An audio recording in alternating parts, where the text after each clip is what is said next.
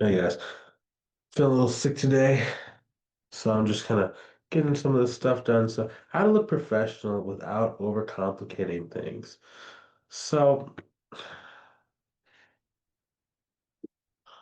one of the biggest mistakes therapists make when building a private practice is either spending months obsessing over branding or completely ignoring branding altogether, right? The truth is that your branding does not need to look like some giant corporate company, but it should help people feel safe, comfortable, professional, understood, and clear about who you help.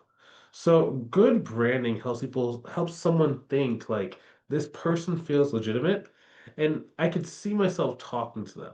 So in this video, I want to break down how therapists can look professional online without overcomplicating everything. And just in case you don't know me, my name is Bryce Tubbs.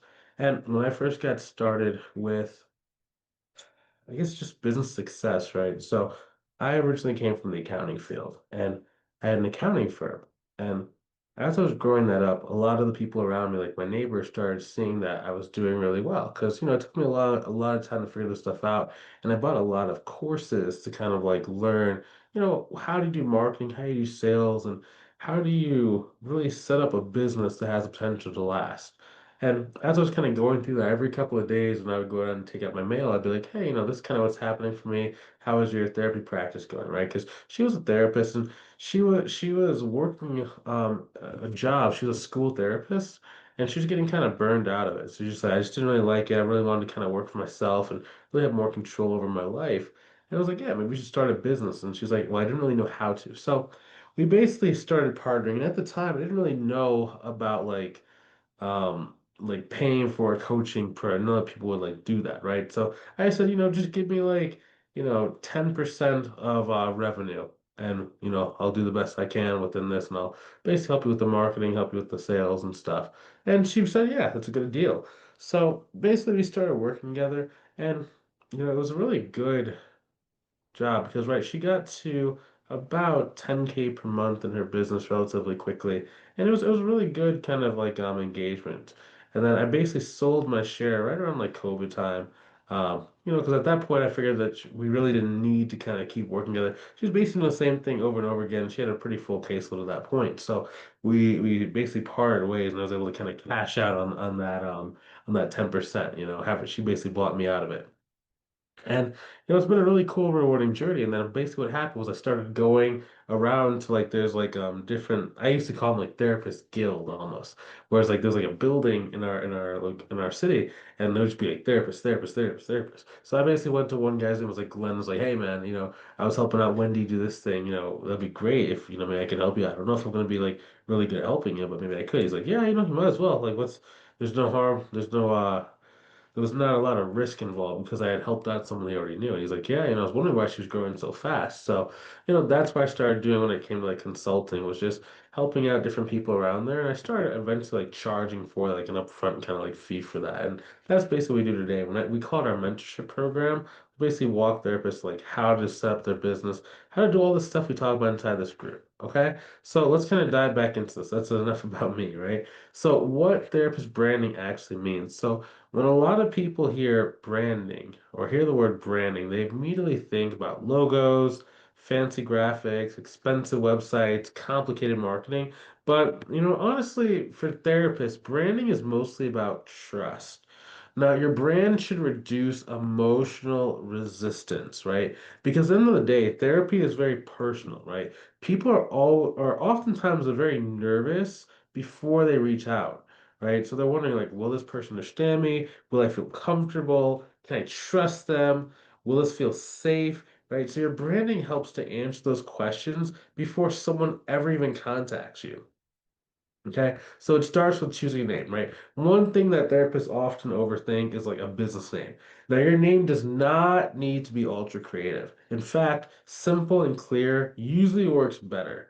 And here's another thing. You're not necessarily tied to the same business, right? So let's say that you make a business like, let's say Susan's Therapy, right? Or you can do like City Therapy, right? And that could work, right? And you maybe go in like, let's say you go get your LLC or LP, or you basically incorporate your business.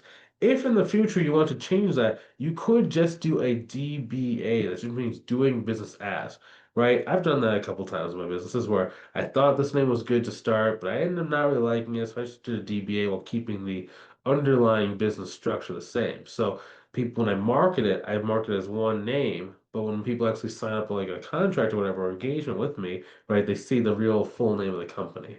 So it's not something you're married to for the rest of your career, or rest of your life, right? Some examples of, names could be like, say, Smith Counseling Services.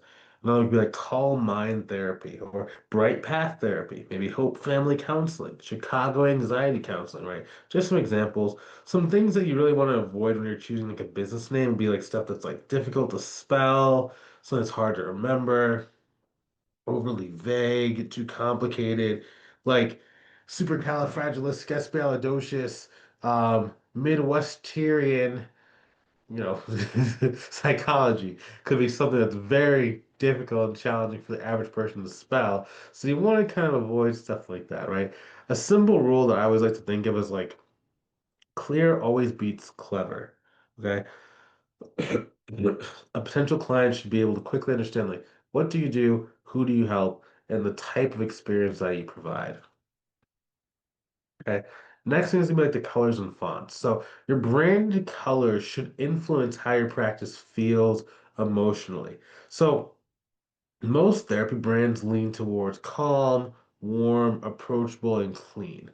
Right? That's why you often see stuff like soft blues, greens, earth tones, neutrals, warm whites. Um, when we first made our first version of our website, we actually used a like I took like a picture off of like Google of like just like of the beach. It was almost like it was like a sunset. So it was like blue, the sun was like orange and like black, and then like yeah, you can kind of see like the tree line. And it was like a really relaxing kind of picture. They had to click and then the website like wording popped up, right? But it was just a way to kind of like calm people down when they first showed up to the website. And remember, like you don't need flashy colors, you don't need like extreme design skills or like really, really complicated graphics, right? Simple usually feels more trustworthy, and honestly, fonts matter more than like a lot of colors. So that's the big thing, yeah. If you can get like a good, just a solid, non-busy like website, even like, a little bit of lighter color, maybe like some pastel kind of colors, those can be good, but the font can be really important. So like make sure the font is not something that's like you don't want anything hard to read, you don't want anything overly fancy or overly playful or too cluttered. Your website, your brochure, and your social profiles really again like they should just feel super organized, super calm, and super easy to read. Like some people like they actually will get a spike of anxiety if like if something's too busy or something's overwhelming. So you have to like put yourself in the mind of like your potential clients, right? I know like a lot of times like when we're trying to build a website, it's like we want it to be this like grand, sorry, what it says. We want this to be like a grand reflection of us and like, look at me, like I really have something great going. I'm doing it like yeah, it's like it's not for us, it's really for them. Okay. Now, when it comes to photos and headshots, photos matter for like a lot of therapists, right? Because people want to see who they may emotionally be opening up to. And a strong headshot can help your practice feel like welcoming, safe, human, and professional. Now, the key, if you're nervous about being on camera and stuff, like it's one thing. You could always nowadays you can make like an AI avatar that looks similar to you, that's not exactly like you, or maybe you're like if I want a younger looking photo of myself or an older looking photo, it just depends on kind of you. You could have an AI like avatar do that, right? But at the end of the day, like you just really want something that feels like natural, has good lighting, feels approachable, and it's not like super overly like stiff photos, right? There was a movie called Ghostbusters, and they like this picture of this old kind of like looks like a king, right? Where it's like very regal and very like still and like very stiff. You don't want that. You want to just literally just have take a picture of you in your office. If you don't have an office, maybe where you work, or like I just do at my home office, where there's like just a simple background, the lighting's good, and just take a really smart, really quick photo, right? That's a good headshot. Maybe you do business casual. Right now I'm a little bit sick, so I'm not wearing like my business casual stuff I usually would, right? But just what you need to do. And again, you don't have to like go and like splurge on, like a luxury photo shoot or like go to like a studio and shoot or have like heavy editing kind of like teams, right? They do help, but you don't need it to start. Like when I first got started, I just used like a regular photo. I used like my phone. I had my brother basically take a photo of me. Like it was very simple, right? As I started getting more traction online, right, then I'd like got like some photo shoots. So I found like a local like college kid or something like, hey, you know, you have a portfolio for your photography. If you want, I'll pay you like $150 and we'll just go shoot. And basically what I did was during that shoot, I would go to like a location that had multiple places. So I live in near a city where it's like they have like a park area, but then if you go down like literally around the corner of the park, there's a bunch of different styles of buildings. So there's like apartment buildings, there's restaurants, there's actually like a photogenic like like walking alley with like lights and stuff. So I swear I got like 300 photos. Was it 300? It might have been like 150 to 300 photos because every time the guy would take the photo, I would basically do like a set of like five different hand gestures, right? So once he kind of had my face there, I'd be like, hi, and I'd be like, number one, I'd be like, ha. I make different faces, and I just like literally one, two, three, four, five, one, two, three, four, but the background would be changing. And then I would maybe like for me, I was wearing like a suit jacket, so I would have like I had two suit jackets. So I had like one suit jacket and I would do that. And I had a second suit jacket. Then I had two button-down shirts, right? One was like a just solid like white, and another was like with I think it was like blue with checkers, and then it would be like four different things. So I could just get so many variations of my images so quickly. Now nowadays you don't necessarily have to do that. If you have just a very solid headshot, you can just run that into like AI, like ChatGPT, and it'll actually make like you look like you're in business casual. Like it will set the background for you. So it kind of took a lot of the need for like really expensive stuff to kind of like be out the window when it comes to AI. Now, next thing is going to be office photos, right? If you have an office, show it. Many therapy clients feel anxious about the first appointment, so having like a picture of the actual office itself and like what the sitting area looks like, that's actually really cool. That's really helpful. We did that. So I basically just like said, hey, we'll have a couple different photos. Right? So the one photo was like her with her headshot. Another one we had like her sitting here and like this like the area where the person was sitting, like her couch for people talking. And that really helped because people are like, oh yeah, I remember seeing this on your website. Okay, it's exactly what I was expecting, right? So it kind of makes people feel more calm because they've already been there before in their mind, right? Next is like business cards and pamphlets. So some people think that business cards are outdated, and honestly, like it's not. It's not that you need it all the time, but it can be helpful because as you're like just going about your regular daily life, right, you're going to be talking to different people, whether it's referral partners, whether it's going to be you're at the doctor's office, and people are naturally going to ask you, like, what do you do? So when you tell them, like, oh, that's cool, maybe I know someone that can benefit from your services, right? So if you have the business cards, it makes it really simple to do. One thing that I do is let's say I either don't have business cards or I'm out of business cards because maybe I gave all mine away. I will literally have like the mock-up of it. So a mock-up is just like a picture of it. And I literally just send it to person on like Facebook or LinkedIn inside a messenger. I screenshot the card, send and say, hey, I know I didn't get the chance to send you or to give you one when I saw you in person of ordering more. Here's a link to my business cards. And they can share that with a lot more people because it's digital and it's virtual, right? So whenever I'm talking like, you know, with the doctor's office, schools, church, if I'm talking like let's say like you have a children's, your child plays like baseball, you can give it to like their coach, you can have referral partners, local organizations. Just when you're making a business card, I would really focus on like keeping it very simple. Okay. If that's the one thing when it comes to branding is simple, right? You don't want to be busy the you're not going to stand out just by your branding and your colors.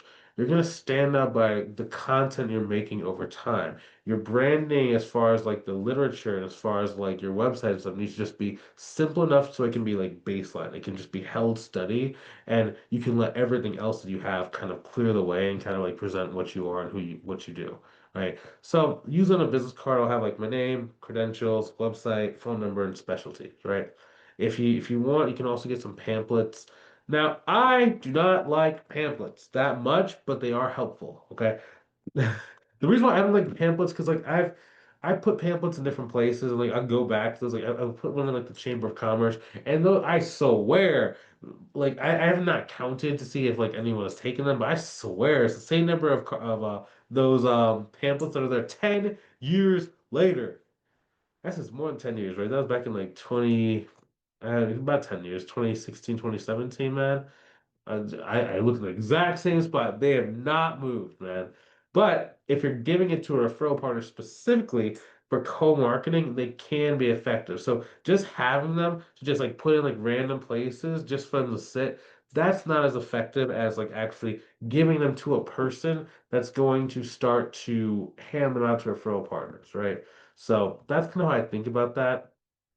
Now, when it comes to a pamphlet, right, very simply, you just want to explain who you help, what are your specialties, your approach, and how to contact you. And remember, simple is going to beat cluttered. You don't want like this, you don't want a bunch of stuff on it. Just keep it very, very simple. That's one thing. Whenever I'm doing marketing, right, of any sort, whether it's a YouTube video, whether it's a school group, whether it's, Facebook post, I'm always looking for first I make something, then I'm looking for what can I cut? What can I take out of it to make it as like organized as possible.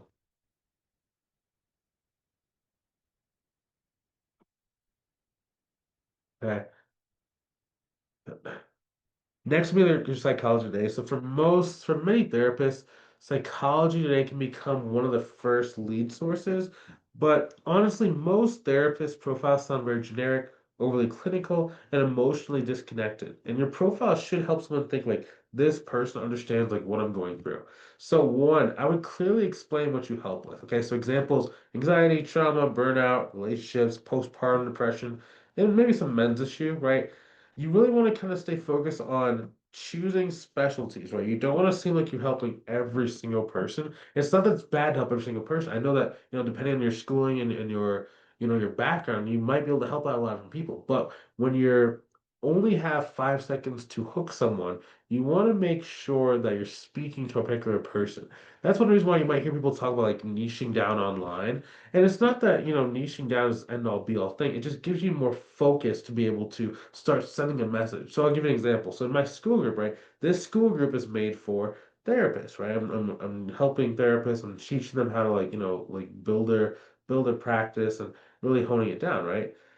But the reason why is because I can just talk to therapists. We all have the same language. We all are going through the same stuff. Versus if I had something where it's like a painter, like if there's a painters that were coming in, they would not really be able to get anything out of this. And they would leave the group because like, it's not very helpful for me. It's the same thing when we're trying to kind of like do like promote our practice, right? You want to be able to talk to a specific set of people so that the people who you're talking to are like, that's me. This helps me. And the people who maybe it doesn't help as well, or maybe just don't have as strong of a way to help that person, they just kind of, fall to the side. And, it's not that they're not getting help, but maybe they can be referred to someplace else where they would be helped to like the fullest, it's the best of their like, potential. Right. Now, one thing when it comes to all this stuff, okay, use human language. A lot of therapists accidentally write profiles like academic essays. Okay, so one thing I do, there's a website called Hemingway app. Okay, so let me see if I can show you this. Hemingway editor. And excuse me, I'm gonna share my screen real quick. But every time that sorry, I'm really sick still there. Every time that I'm writing something out, I am literally running it through this, and it gives you like a readability score, right? So you want to get this as close to like a third grade reading level as you possibly can, right? Because a lot of us, depending on like, how educated you are and just kind of your regular dialect, right? We might be talking at a level that's above where most people actually can either read or can communicate at. And like this I'm not kind of judging anybody, and I know a lot of people have different circumstances, but I think they were saying like as many as like 50% of people in America read at or below like a fifth grade reading level. So if your thing is like a postgraduate level document, it's like they're just number one, they probably will struggle to read through it. And oftentimes they won't read through it because they're going to go to the area where like the least amount of like mental energy is being used, right? So that's why they'll let me scroll past your profile very, very quickly. Okay. Now, another thing, keep the photo strong. The same one you used earlier when we talked about like our professional headshots. I would just use those as much as possible. And then make contact and you feel very easy. So people are often very nervous about reaching out. So having a very simple call to action will really help to reduce fear. So stuff like reach out with questions at this number. I'd be happy to see if they're a good fit. Click the link to book a call to see if we can if we're gonna be a good fit. Just things like that. Just like let people know what to do next. Don't ever assume that whenever you're doing marketing, like someone knows what the next step is. You always have to be leading people to kind of say, okay, so do this next. This is how you can get help. This is the next step. If you want to learn more, come here. You can sign up for XYZ here, right? So there has to be some kind of path that you're guiding people down because they're not going to know where to go just by themselves. Okay. And remember, branding is also about trust, right? I know we touched on this a little bit earlier, but just I just want to drive this point home.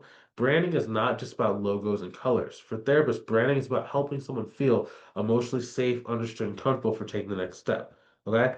Again, so we just have to make sure that our branding is very, very simple and very clear. Now, if you want help building your private practice, like maybe watch some of our videos, you're like, hey, this can really be helpful, but either don't want to watch a bunch of videos or I just want step-by-step guidance. You will know exactly what I should be doing, what I shouldn't be doing, and what's the fastest path to success. If that's you, I'd love to see if I can help you create a more consistent system for getting private pay clients and building your practice. If that's you, click the link inside the description below this video to book a call myself. Let's see if I can help you in our mentorship program, okay? I would love to help you. I'd love to meet you out. So go click the link, book the call, and I will talk to you soon, okay? Have a good rest of your day.